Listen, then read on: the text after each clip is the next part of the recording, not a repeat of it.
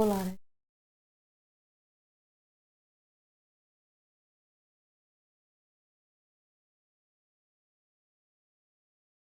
Hello नमस्कार, जय हिंद साथियों, कैसे हो आप सभी।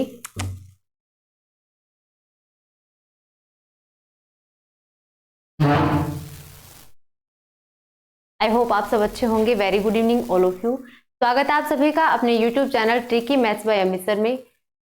तो शुरू करते हैं आज के सेशन को। आज का जो अपना फर्स्ट हेडलाइन है वो देखते हैं एक बार। मनसुख मंडाविया ने शुरू की क्षमता निर्माण योजना। जॉर्जी गोस्पोडिनो ने जीता अंतरराष्ट्रीय बुकर पुरस्कार। हरिबुद्ध मगर कृत्रिम पैरों से माउंट एवरेस्ट पर चढ़ने वाले प्रथम व्यक्ति बने। जीआरएसी त्वरित नवाचार पोषण योजना का किया गया शुभारंभ। गैर स्वशासी क्षेत्र के लोगों के साथ एकजुटता का अंतरराष्ट्रीय सप्ताह मनाया जा रहा है 25 से 31 मई 2023 तक। केरल जो है देश का पहला पूर्ण रूप से ई शासित राज्य बना। चर्चा में फोरम शॉपिंग प्रथा। नए संसद भवन में प्रधानमंत्री मोदी ग्रहण करेंगे सेनेगल। डिजिटल इंडिया संवाद मुंबई में आयोजित हुआ। और गोल्डन ग्रैंड प्रिक्स 2023 में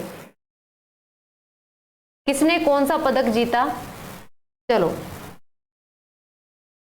आज का अपना पहला क्वेश्चन है, हाल ही में सिविल सेवकों के लिए वार्षिक क्षमता निर्माण योजना का शुभारंभ किसने किया है। स्वास्थ्य मंत्रालय, गृह मंत्रालय, संघ लोक सेवा आयोग या केंद्र सरकार। तो हाल ही में सिविल सेवकों के लिए जो वार्षिक क्षमता निर्माण योजना है इसका शुभारंभ किसके द्वारा किया गया है।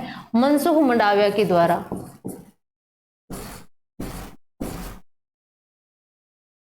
मनसुख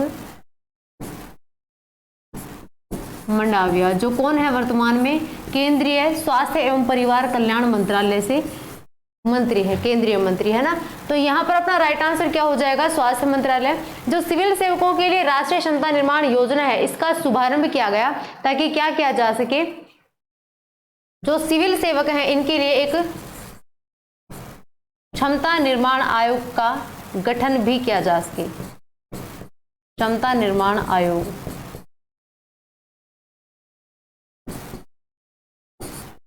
ठीक है, क्या किया जा सके, क्षमता निर्माण आयोग का गठन किया जा सके। और अब क्या कर दिया गया है, जो क्षमता निर्माण आयोग है इसका गठन भी कर दिया गया है इसी योजना के तहत। अगर आपसे पूछ लिया जाए कि ये जो क्षमता निर्माण आयोग गठित किया गया इसके वर्तमान में मंत्री कौन है, तो क्या बताओगे, श्री जैनुल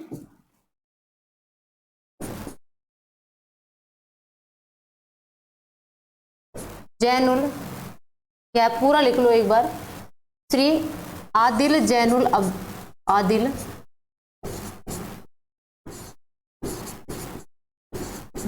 भाई, ठीक है। हाल ही में जिस क्षमता निर्माण आयोग का गठन हुआ उसके अध्यक्ष कौन बने हैं, श्री आदिल जैनुल भाई। और सिविल सेवकों के लिए वार्षिक क्षमता निर्माण योजना का शुभारंभ किया गया है। तो यहाँ पर एक चीज और अपने लिए इंपॉर्टेंट हो जाती है कि सिविल सेवकों की नियुक्ति कौन करता है, जो संघ लोक सेवा आयोग आता है, यह कौन करता है, संघ लोक सेवा आयोग, जिसका गठन हुआ था 1 अक्टूबर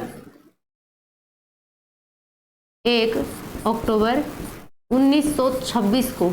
कब किया गया था, 1 अक्टूबर 1926 को। इसके जो प्रथम अध्यक्ष थे वो थे के कृपलानी इसके प्रथम अध्यक्ष थे, फर्स्ट हेड। और अब वर्तमान में कौन है,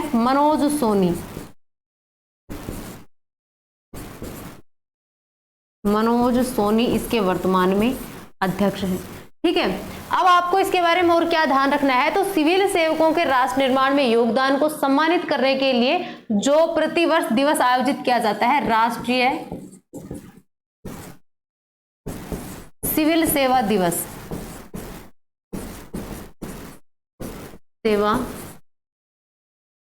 कब मनाया जाता है, 21 अप्रैल को, है ना। और इस बार भी 21 अप्रैल को कौन सा दिवस मनाया गया था, राष्ट्रीय सिविल सेवा दिवस, जो कि प्रतिवर्ष राष्ट्रीय सिविल सेवकों के राष्ट्र निर्माण में उनके सहयोग के लिए उनको सम्मानित करने हेतु आयोजित किया जाता है, ठीक है। एक चीज और ध्यान रखना है, इसका मुख्यालय नई दिल्ली में है, मुख्यालय है नई दिल्ली में। ठीक है, तो एक सक्षम कार्यबल के माध्यम से जो सिविल सेवक है उनमें क्षमता निर्माण करने का कार्य करेंगे कौन? वार्षिक क्षमता निर्माण योजना के तहत। ठीक है, तो आपको केवल इतना याद रखना है कि सिविल सेवकों के लिए वार्षिक क्षमता निर्माण योजना की शुरुआत जो है स्वास्थ्य मंत्रालय के केंद्रीय मंत्री मनसुख मंडाविया के द्वारा शुरू की गई है। इसके तहत एक क्षमता निर्माण आयोग का गठन किया जिसके अध्यक्ष हैं आदिल जैनुल भाई। अगर सिविल सेवकों की बात आए तो एक बार जल्दी से याद कर लेना, संघ लोक सेवा आयोग जिसका गठन 1 अक्टूबर 1926 को मुख्यालय नई दिल्ली में है। वर्तमान अध्यक्ष है मनोज सोनी और इसके फर्स्ट अध्यक्ष थे के कृपलानी। राष्ट्रीय सिविल सेवा दिवस प्रतिवर्ष 21 अप्रैल को मनाया जाता है। अगला क्वेश्चन देखो, हाल ही में किसे अंतरराष्ट्रीय बुकर पुरस्कार से सम्मानित किया गया है? जॉर्जी गोस्पोडिनोव, आर मुकुंदन, अमरदीप सिंह ओझला या सोनू सूद? हाल ही में किसे अंतरराष्ट्रीय बुकर पुरस्कार से सम्मानित किया गया है? तो अंतरराष्ट्रीय बुकर पुरस्कार स्थापना कब हुई थी? इसकी स्थापना हुई थी इंग्लैंड में 1969 में। ठीक है, कब हुई थी? 1969 में इसकी स्थापना हुई थी। और देखो, अंतरराष्ट्रीय बुकर पुरस्कार को अगर अपन समझे तो सबसे पहला जो अंतरराष्ट्रीय बुकर पुरस्कार था ये किसको प्रदान किया गया था? फर्स्ट अंतरराष्ट्रीय बुकर पुरस्कार किसको प्रदान किया गया था? देखो, भारत के अलग होंगे, विश्व के अलग होंगे। विश्व स्तर पर अलग व्यक्ति को प्रदान किया गया था जबकि भारत के स्तर पर यह अलग व्यक्ति को दिया गया था। ठीक है, तो यहां पर क्या हो जाएगा? प्रथम पुरस्कार, प्रथम अंतरराष्ट्रीय बुकर पुरस्कार विजेता विश्व में कौन थे? विश्व में जिनका नाम था पीएच न्यूबी। पीएच न्यूबी ये तो थे विश्व स्तर पे। जबकि अगर भारत में पूछ लिया जाए तो पहली बार 1997 में अरुंधति रॉय जो थी, है ना, प्रथम भारतीय महिला।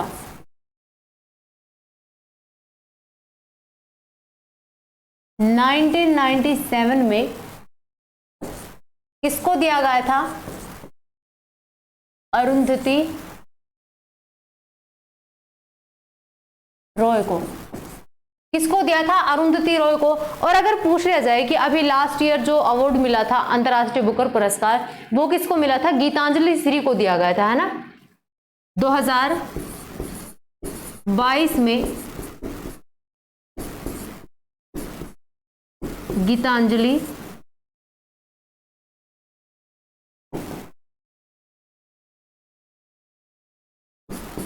श्री को इनका जो उपन्यास था, उपन्यास कौन सा था? Tomb of sand.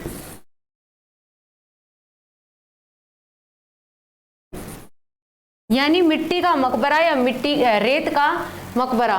तो इसको दिया गया था 2022 में गीतांजलि श्री को उनके उपन्यास टॉम्ब ऑफ सैंड के लिए। ठीक है, अंतरराष्ट्रीय बुकर पुरस्कार 2023 में दिया गया है जॉर्जी गोस्पोडिनोव को। ठीक है, किसको दिया गया है? जॉर्जी गोस्पोडिनोव को। अगर आपसे पूछ लिया जाए कि अंतरराष्ट्रीय बुकर पुरस्कार जो है इसकी शुरुआत किसके द्वारा की गई थी, यानी शुरुआत तो 1969 में ही हुई थी लेकिन शुरुआत किसने की थी? तो एक बुकर मैकोनल कंपनी थी। कौन सी थी? बुकर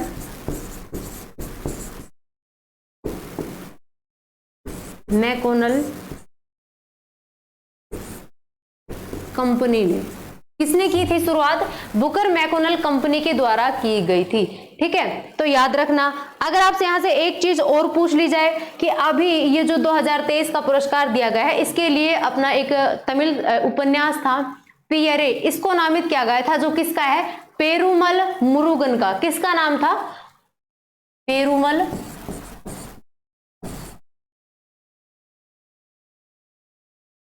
मुरुगन। इनका उपन्यास था पियरे, है ना। इसको इस पुरस्कार के लिए नामित किया गया था। तो आप सभी याद रखेंगे कि 1997 में प्रथम भारतीय महिला जो थी अरुंधति रॉय, इनको ये अवार्ड दिया गया था। अगर आपसे यहाँ पर एक चीज और पूछ ली जाए कि अरुंधति रॉय जो थी इनको ये अवार्ड जब दिया गया तो इनका एक जो उपन्यास था उसका नाम क्या था? The God of small things. क्या नाम था? The God of small things. And जो ये थे पीएच न्यूबी, इनका कौन सा था? तो इनका कौन सा हो जाएगा? इनके द्वारा लिखा गया था समथिंग टू आंसर। हाँ यही था, something to answer for, something to answer for, यही था बस इनका उपन्यास। हाँ, समथिंग टू आंसर फोर और अरुंधति रॉय का याद रखना। साथ ही आपको जो ये इनका याद रखना, हाँ, जो गीतांजलि श्री है 2022 में जिनको दिया गया था टॉम्ब ऑफ सैंड के लिए, साथ ही आपको इनका भी याद रखना है। क्लियर है? चलो अगले क्वेश्चन पर चलते हैं।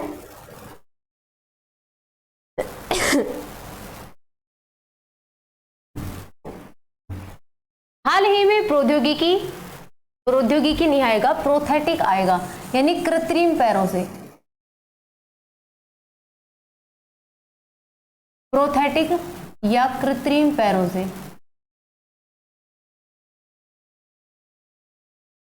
बताइए, हाल ही में प्रोथेटिक पैरों से माउंट एवरेस्ट पर सफलतापूर्वक चढ़ाई पूरी करने वाले प्रथम व्यक्ति कौन बने हैं? पाशांग दा शेरपा, कामी शेरपा, अर्जुन वाजपेयी, हरि बुद्ध मगर।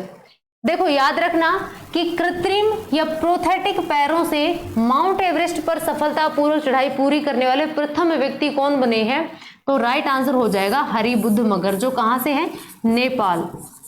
ठीक है, पहले ये नेपाल में 1979 में इनका जन्म हुआ था, नेपाल से बिलोंग करते हैं। और 2010 में अफगानिस्तान में एक बॉम्ब ब्लास्ट के कारण इनके जो दोनों पैर थे वो इन्होंने वहां पर खो दिए थे, क्योंकि वहां पर जो हमले किए जा रहे थे उसी दौरान इनका पैर जो है एक बॉम्ब पे रखा गया और वहां से उसके बॉम्ब के फटने के बाद इनके दोनों पैर जो है पूरी तरह से घायल हो जाते हैं ना। तो विदाउट पैर, कृत्रिम पैरों के साथ इन्होंने माउंट एवरेस्ट को फतेह किया। इसके अलावा देखो और कौन कौन सी जो चोटियां थी वो ये फतेह कर चुके हैं इससे पहले। कुछ माउंट ब्लांक को भी कर चुके हैं,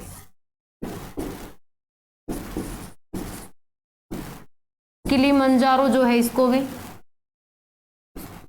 माउंट किलिमंजारो,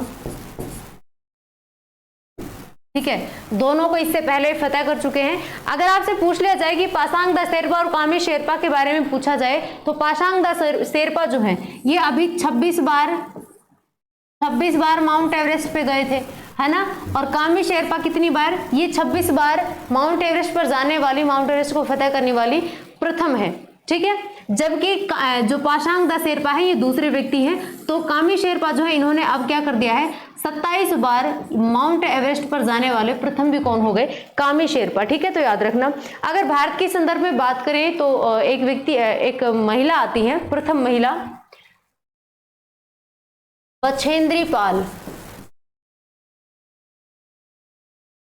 माउंट एवरेस्ट पर जाने वाली प्रथम भारतीय महिला कौन थी? बछेंद्री पाल, 1984 में, है ना। जबकि अरुणिमा सिन्हा थी, ये प्रथम पैरालाइज थी। अरुणिमा सिन्हा प्रथम पैरालाइज, इनका भी एक पैर नहीं था। तो अरुणिमा सिन्हा भी माउंट एवरेस्ट पर जाने वाली प्रथम पैरालाइज महिला थी। याद रखना, अभी ये दो जो है पासांग दा शेरपा और कामी शेरपा करंट से रिलेटेड है। अगला क्वेश्चन देखो, हाल ही में GRSE त्वरित नवाचार पोषण योजना 2023 का शुभारंभ किसने किया है? यानी जो गेन्स योजना है इसका शुभारंभ किसके द्वारा किया गया है? GRSE, सूचना व प्रौद्योगिकी मंत्रालय, पत्तन व पोत परिवहन मंत्रालय, जलमार्ग मंत्रालय। GRSE क्या है?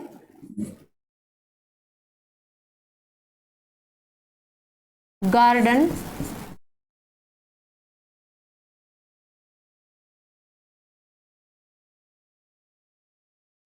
रीच शिप बिल्डर्स,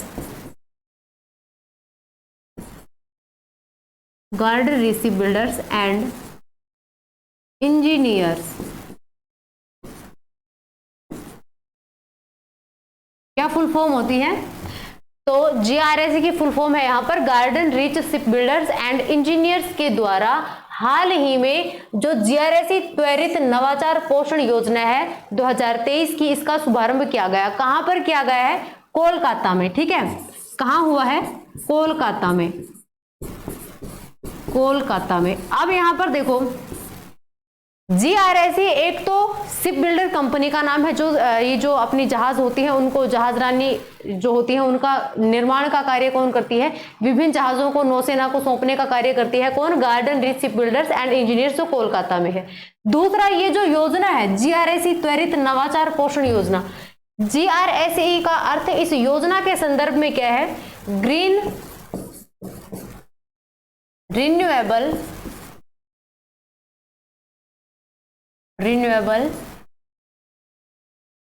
सस्टेनेबल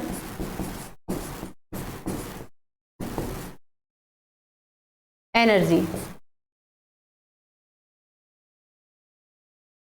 क्या है, योजना के संदर्भ में तो है ग्रीन रिन्यूएबल सस्टेनेबल एनर्जी। अगर अपन यहां पर कंपनी का नाम याद करें जिसके द्वारा इसकी शुरुआत की गई है तो वो कौन है, GRSE Green Reach Ship Builders and Engineers Limited, जो कि कोलकाता में स्थित है। और इसके द्वारा ही जो जीआरएसी है, इसके द्वारा ही भारत का जो पहला स्वदेश निर्मित जहाज था जो नौसेना को सौंपा गया था, कौन सा, आईएनएस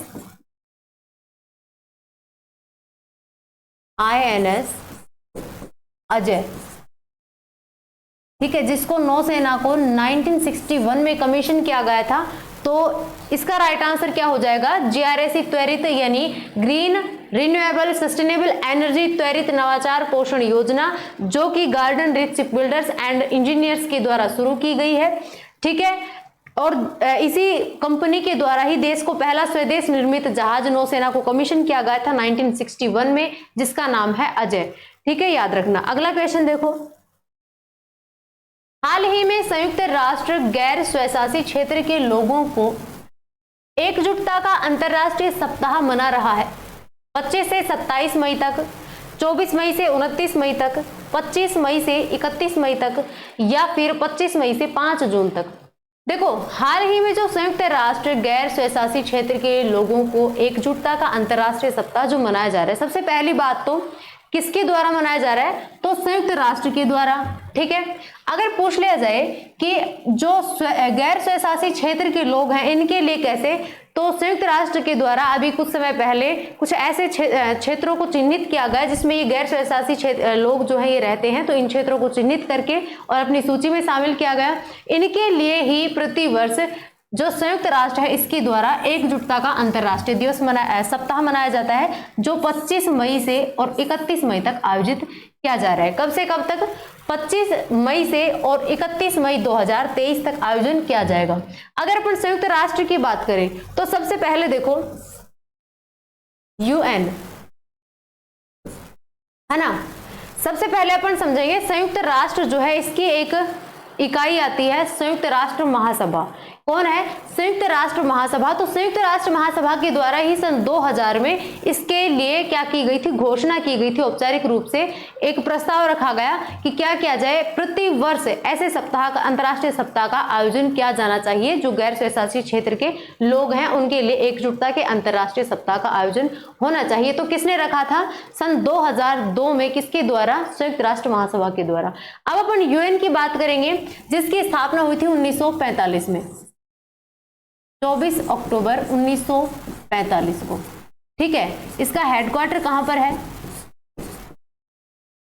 न्यूयॉर्क में। अगर अपन इसकी स्थापना की बात करें तो 1945 में ही लगभग 26 जून के तारीख को, 26 जून 1945 को भारत के द्वारा यूएन की स्थापना के लिए क्या किया गया था, हस्ताक्षर किए गए थे चार्टर में। ठीक है, और उसके बाद संयुक्त राष्ट्र के सदस्य के रूप में भारत को मान्यता कब मिली थी, 30 अक्टूबर 1945 को। ठीक है, भारत कब बना इसका सदस्य, तो यूएन ने भारत को एक सदस्य के रूप में औपचारिक रूप से कब अपनाया था, 30 अक्टूबर 1945 को अपनाया गया था। क्लियर है। चलो अगला क्वेश्चन देखो, हाल ही में देश का पहला पूरी तरह से ई शासित राज्य कौन बना है, केरल, महाराष्ट्र, कर्नाटक या दिल्ली। हाल ही में देश का पहला पूरी तरह से ई शासित राज्य कौन बन गया है, केरल राज्य। कौन बना है, केरल राज्य। अब केरल राज्य की अगर अपन बात करें तो कुछ करंट चीजें जो है इंपॉर्टेंट केरल की वो अपन यहाँ पर याद कर लेते हैं। सबसे पहले ODF प्लस घोषित होने वाला देश का प्रथम जिला कौन सा है? वायनाड। कौन सा जिला है? वायनाड, जो कहां पर है? केरल में। Wayanad ODF open defection free district कौन सा है? वायनाड, है ना। और अगर केरल की बात करें तो यहां पर एक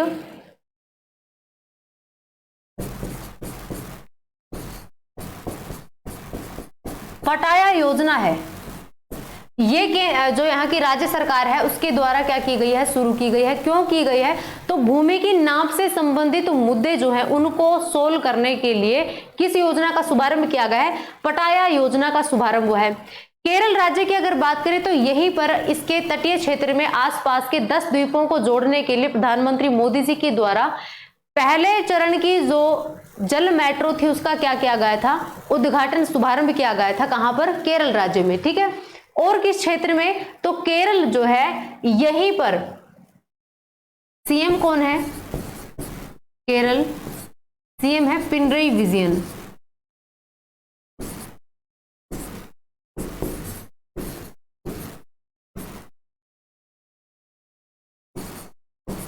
पिनरई विजयन, इनके द्वारा 25 मई 2023 को घोषणा की गई कि भारत का पहला ई शासित राज्य कौन बना है? केरल राज्य बन गया है 25 मई 2023 से, है ना। ठीक है, तो याद रखना केरल के जो शास्त्रीय नृत्य थे वो अपन कई बार कर चुके हैं, फिर से एक बार रिवाइज कर लेते हैं। तो कथकली और मोहिनी अट्टम जो है दोनों कहाँ के हैं? केरल राज्य के हैं, ठीक है। अगला क्वेश्चन देखो, हाल ही में चर्चा में रही फोरम शॉपिंग प्रथा का संबंध किससे है? न्यायाधीशों के चयन से, राजनीतिक मामलों से, ए और बी दोनों से, या अदालत को चुनने की प्रथा है? तो फोरम शॉपिंग प्रथा जो है इसका संबंध किससे है? अदालत को चुनने की प्रथा से है, ठीक है। किससे संबंधित है? अदालत को चुनने की प्रथा से संबंधित है। इसलिए जो फोरम शॉपिंग प्रथा है ये चर्चा में है अभी हाल ही में, क्योंकि वर्तमान में अपने जो सुप्रीम कोर्ट है इसके मुख्य न्यायाधीश हैं DY चंद्रचूड़, और इनके द्वारा इस फोरम शॉपिंग प्रथा को लेकर कहा गया कि यूके और जो USA है यहाँ पर इस प्रथा को क्या किया गया है? बैन करने की बात कही गई, यानी बैन किया जाएगा। तो इसको एक असंवैधानिक, एक मतलब जो समाज की कुप्रथा होती है ऐसे ही न्यायालय की कुप्रथा के रूप में वर्णित किया किसने? DY चंद्रचूड़ ने, है ना। अब फोरम शॉपिंग प्रथा जो है इसके माध्यम से होता क्या है? देखो, एक जो वादी होता है या एक न्यायाधीश के द्वारा जानबूझकर अपने किसी मामले को किसी अन्य न्यायाधीश या अन्य अदालत को जानबूझकर ट्रांसफर करने की कोशिश करने को क्या कहते हैं? फोरम शॉपिंग प्रथा कहते हैं। इसके माध्यम से क्या होता है कि उस न्यायाधीश या वादी को लगता है कि वहां से उसके अनुकूल परिणाम उसको मिल सकेंगे, यानी उसके अनुकूल न्याय मिलेगा, ठीक है। तो ऐसा सोचकर वो क्या करते हैं? दूसरी अदालत या दूसरे न्यायाधीशों का चयन करते हैं, दूसरे अदालतों में जाकर वहां पर क्या करते हैं? अपना केस फाइल करवाते हैं। तो ऐसे केस ट्रांसफर करने की कोशिश करते हैं। इसलिए DY चंद्रचूड़ ने अभी 2023 में घोषणा की है कि इसको क्या किया जाएगा? जब तक मेरा कार्यकाल रहेगा तो फोरम शॉपिंग प्रथा को क्या कर दिया जाएगा? रोक दिया जाएगा। इससे संबंधित कुछ मामले भी आते हैं अपने देश के। देखो, इसके लिए कुछ मामले हैं। 1988 का मामला था एक, तो है ना। तो इसकी सुनवाई के दौरान किसका प्रयोग किया गया? इस फोरम शॉपिंग प्रथा का प्रयोग किया गया था, और इसीलिए क्या कर दिया गया? इसको रोक दिया गया। चेतक कंस्ट्रक्शन जो है, चेतक कंस्ट्रक्शन लिमिटेड, इसके द्वारा कौन सा केस था? देखो, चेतक कंस्ट्रक्शन लिमिटेड के लिमिटेड बनाम ओम प्रकाश, ठीक है। तो ये एक केस था 1988 का। कई बार पूछ भी लिया जाता है ऐसे ही, अगर ये चर्चा में है फोरम शॉपिंग प्रथा तो आपसे पूछ लिया जाए कि अभी हाल ही में जो सुप्रीम कोर्ट के मुख्य न्यायाधीश उन्होंने किस केस को देखते हुए फोरम शॉपिंग प्रथा को असंवैधानिक प्रथा बताया है, तो कौन सा हो जाएगा? चेतक कंस्ट्रक्शन लिमिटेड बनाम ओम प्रकाश केस जो है 1988 का। इसके लिए क्या किया गया है? उन्होंने इसको अवैध ठहराया है। एक मामला और था, विजय कुमार घई बनाम पश्चिम बंगाल राज्य, ठीक है। विजय कुमार घई, विजय कुमार घई बनाम पश्चिम बंगाल राज्य। ठीक है, तो इन दोनों केस के लिए क्या कहा गया, इन दोनों केसों को देखते हुए सुप्रीम कोर्ट के मुख्य न्यायाधीश ने इस प्रथा को गलत बताया। हालांकि यहाँ पर जो अपने ये देश हैं जैसे यूएसए है और कनाडा, यहाँ पर तो इसको क्या कर दिया गया है, कुछ समय के लिए रोक भी दिया गया है ना। तो क्या किया जाएगा, इसको धीरे धीरे न्यायालयों से खत्म किया जाएगा। अगला क्वेश्चन देखो, संसद भवन में स्थापित सेन गोल किसके द्वारा ग्रहण किया गया था। हाल ही में सेन गोल जो है ये बहुत चर्चा में है, तो सेन गोल अब किसके द्वारा धारण किया जाएगा, प्रधानमंत्री मोदी जी के द्वारा। ये चीज क्या है, ये एक 5 फीट का दंड होता है, यानी एक लकड़ी के जैसा होता है इस प्रकार से, उसके ऊपर इस प्रकार से एक चिन्ह लगा होता है। तो ये एक 5 फीट का दंड होता है जिस पर शीर्ष पर क्या लगा होता है, जिसके शीर्ष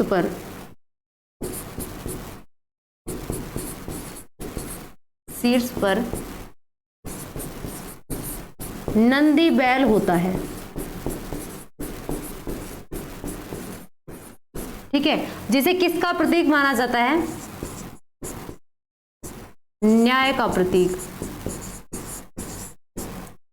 ठीक है, अब देखो यहां पर पहली बार जो पुराना संसद भवन था उसमें सेन गोल को स्थापित किया गया था, तो किसने ग्रहण किया था, पंडित जवाहरलाल नेहरू ने 14 अगस्त 1947 को। कब ग्रहण किया था, 14 अगस्त 1947 को देश के प्रथम प्रधानमंत्री जो बने थे आजादी के बाद, पंडित जवाहरलाल नेहरू, इनके द्वारा ग्रहण किया गया था।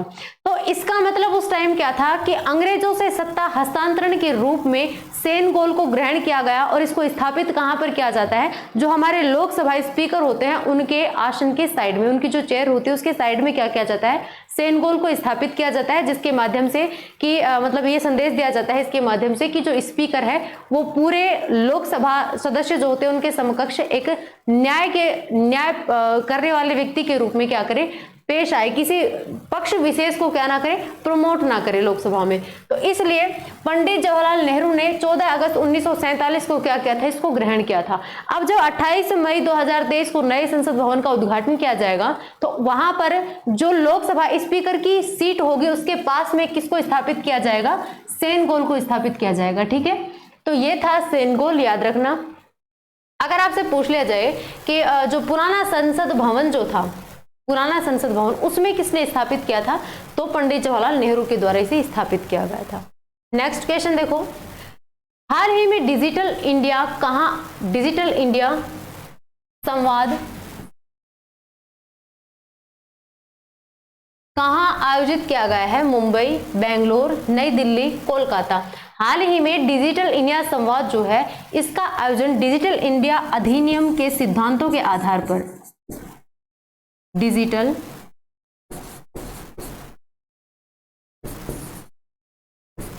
इंडिया अधिनियम के सिद्धांतों के आधार पर।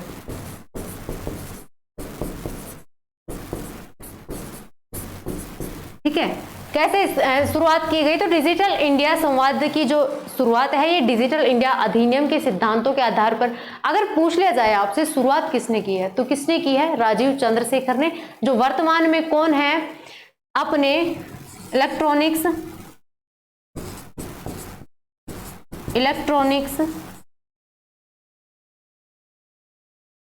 व सूचना प्रौद्योगिकी राज्य मंत्री।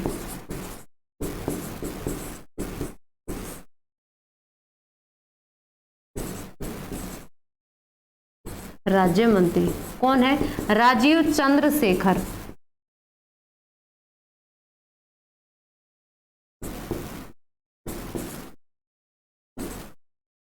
कौन है, राजीव चंद्रशेखर, जिनके द्वारा अभी मुंबई में इसकी शुरुआत की गई है। अगर आपसे पूछ लिया जाए कि डिजिटल इंडिया संवाद जो है इसके साथ एक चीज जुड़ी हुई है, डिजिटल इंडिया की स्थापना और डिजिटल इंडिया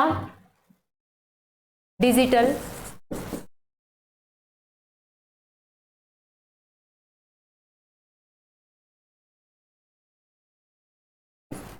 इंडिया अभियान।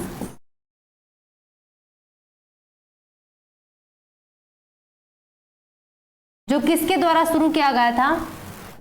2015 में प्रधानमंत्री मोदी जी के द्वारा इसकी शुरुआत हुई थी। किसने शुरू किया था? प्रधानमंत्री मोदी ने 2015 में डिजिटल इंडिया अभियान शुरू किया। इसी से रिलेटेड आता है डिजिटल इंडिया संवाद और इसी से संबंधित आती हैं कुछ योजनाएं जो कि डिजिटल इंडिया संवाद या डिजिटल इंडिया अभियान के तहत क्या है, पोषित योजनाएं हैं जिनको लाभ मिला है इस अभियान के माध्यम से, जैसे एक Sagarmala, Bharatmala, startup India, stand up India, Bharat net. ये सभी परियोजनाएं जो है ये किसके द्वारा संचालित है या किसके द्वारा पोषित योजनाएं हैं? तो डिजिटल इंडिया अभियान के द्वारा। आपको इतना ही याद रखना है। इसका आयोजन मुंबई में हुआ और डिजिटल इंडिया अभियान जो है इसकी शुरुआत 2015 में प्रधानमंत्री मोदी जी के द्वारा हुई थी। इसका आयोजन जो है ये डिजिटल इंडिया अधिनियम के सिद्धांतों के आधार पर किया जाता है। साथ ही इलेक्ट्रॉनिक्स और सूचना प्रौद्योगिकी राज्य मंत्री राजीव चंद्रशेखर ने इसका आयोजन करवाया है। नेक्स्ट क्वेश्चन देखो, हाल ही में गोल्डन ग्रैंड प्रिक्स 2023 में एथलेटिक्स प्रतियोगिता में भारत की शैली सिंह ने कौन सा पदक जीता है? स्वर्ण पदक, रजत पदक, कांस्य पदक या इनमें से कोई नहीं? कौन सा पदक जीता है शैली सिंह ने? इसका आयोजन कहां पर हुआ है? तो जापान के याकोहामा में इसका आयोजन हुआ है। कहां पर हुआ है? जापान के याकोहामा में। अगर आपसे पूछ लिया जाए कि शैली सिंह ने कौन सा पदक जीता है, तो कांस्य पदक जीता है। ठीक है, कौन सा पदक जीता है? कांस्य पदक। स्वर्ण पदक और रजत पदक ये किसने जीते हैं? स्वर्ण पदक और रजत पदक। इनकी जो लंबी कूद की प्रतिस्पर्धा थी उसके दौरान कांस्य पदक जीता किसने? भारत की जो शैली सिंह है इन्होंने, है ना। और इन्होंने ही 2 साल पहले जो विश्व एथलेटिक्स चैंपियनशिप थी उसमें रजत पदक जीता था। अब आपको यह बताना है कि स्वर्ण पदक तो किसने जीता है और कांस्य पदक किसने जीता है? तो मैरिस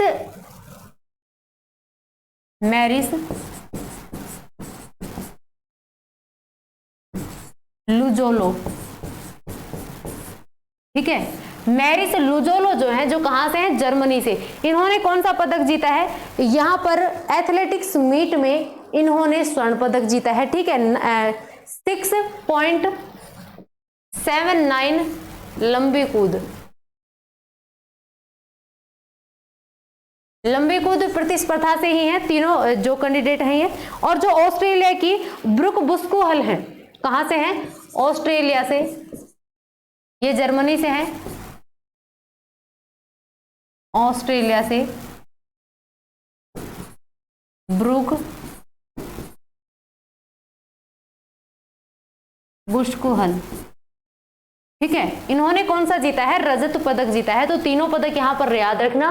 गोल्डन ग्रैंड प्रिक्स 2023 में कांस्य पदक शैली सिंह ने, ठीक है, 6.65 मीटर। एंड जो स्वर्ण पदक था ये जर्मनी की मैरिस लुजोलो ने 6.79 मीटर और लंबी कूद प्रतिस्पर्धा में। रजत पदक जो है ये ऑस्ट्रेलिया की ब्रुक बुस्कुहल ने जीता है।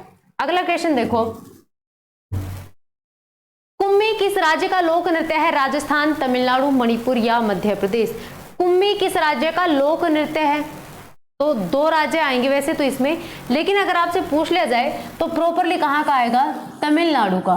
ठीक है, अगर देखो आपसे पूछा जाए, एक क्वेश्चन 2 प्रकार से पूछा जाएगा, तो इस क्वेश्चन में थोड़ी सी मिस्टेक है। कुम्मी जो है ये लोक नृत्य है आंध्र प्रदेश का। कहां का है? आंध्र प्रदेश का। ठीक है, तो यहां पर अपन कर लेंगे आंध्र प्रदेश। एक ऑप्शन और ऐड कर लेते हैं, तो छोड़ो, आंध्र प्रदेश। अब देखो इस क्वेश्चन का फैक्ट थोड़ा ध्यान से समझना। अगर आपसे पूछ लिया जाए कि कुम्मी किस राज्य का प्राचीन नृत्य है, प्राचीनतम नृत्य है, तो कहां का हो जाएगा? तमिलनाडु राज्य का। अगर आपसे पूछा गया है कि कुम्मी किस राज्य का लोक नृत्य है, तो ये आंध्र प्रदेश और तमिलनाडु दोनों में आता है। ठीक है, याद रखेंगे। तमिलनाडु में इसके अलावा मलयाटम नृत्य है जो ये भी किया जाता है, मलयाटम। बांस नृत्य है, ये कहां पर किए जाते हैं? तमिलनाडु में। भरतनाट्यम शास्त्रीय नृत्य है यहाँ का, भरतनाट्यम। और यामिनी कृष्ण मूर्ति जो थी इनका संबंध किससे था? यामिनी कृष्ण मूर्ति नृत्यांगना जो थी इनका संबंध किससे है? तो भरतनाट्यम शास्त्रीय नृत्य से ही इनका संबंध आता है। ठीक है, याद रखना। अगर इसी के बारे में आपसे कुछ और भी पूछ लिया जाए तो आप मतलब जैसे और जो नृत्य होते हैं अलग अलग राज्यों के, तो वो भी आप यहाँ पर याद कर सकते हो।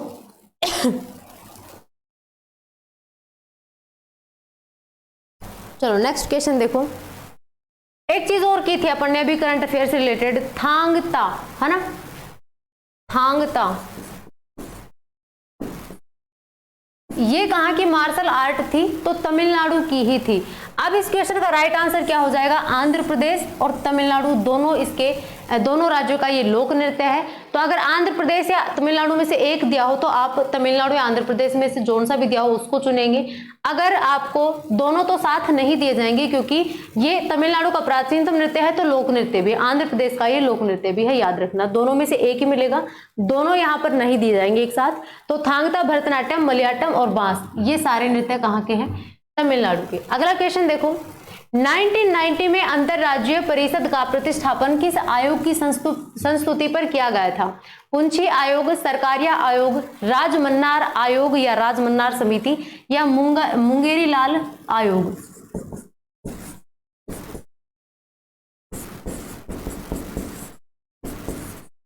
बताओ कब किया गया था? 1990 में अंतरराज्यीय परिषद का प्रतिष्ठापन तो किस आयोग के तहत किया गया था? सरकारिया आयोग के तहत। किस आयोग के तहत हुआ था?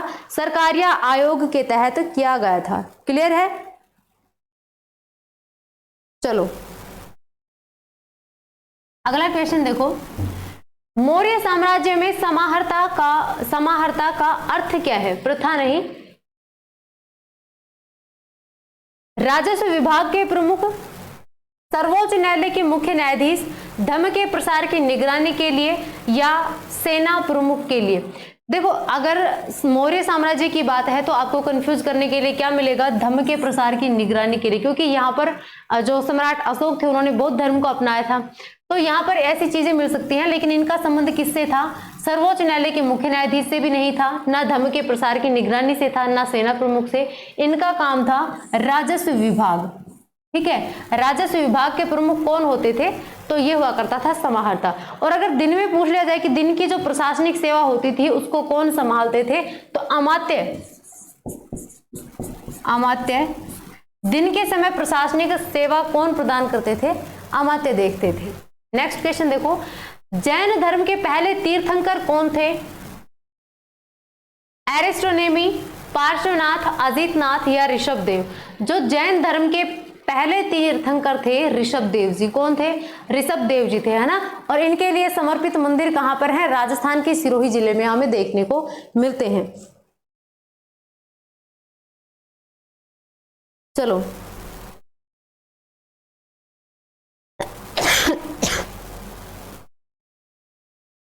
अगर आपसे पूछा जाए कि जैन धर्म के अंतिम तीर्थंकर, तो अपन को प्रथम तो पता है लेकिन अंतिम भी पता है, महावीर स्वामी, क्योंकि अभी उनकी जयंती भी मनाई गई थी महावीर स्वामी की, है ना।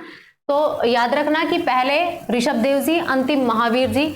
जो एरिस्टोनेमी है ये 23वें थे। ठीक है, पार्श्वनाथ और अजितनाथ ये भी किसके थे? जैन धर्म के ही तीर्थंकर थे। अगला क्वेश्चन देखो, निम्नलिखित हड़प्पा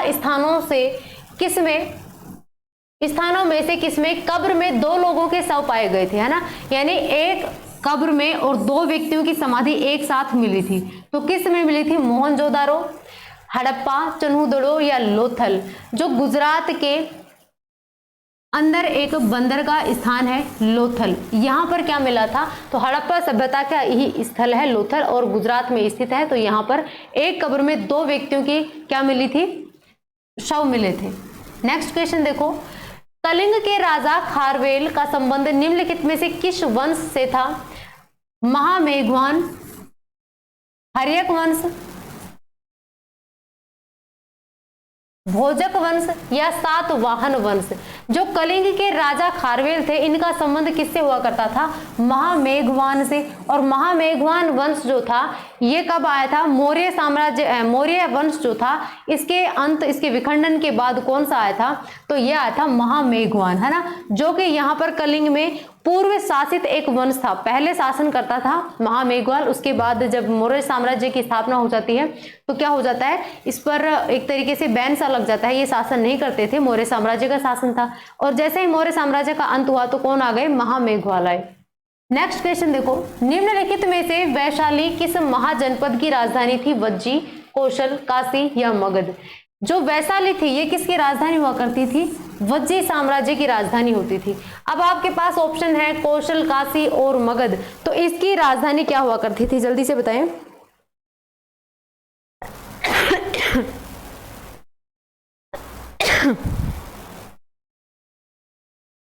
कौशल, काशी और मगध।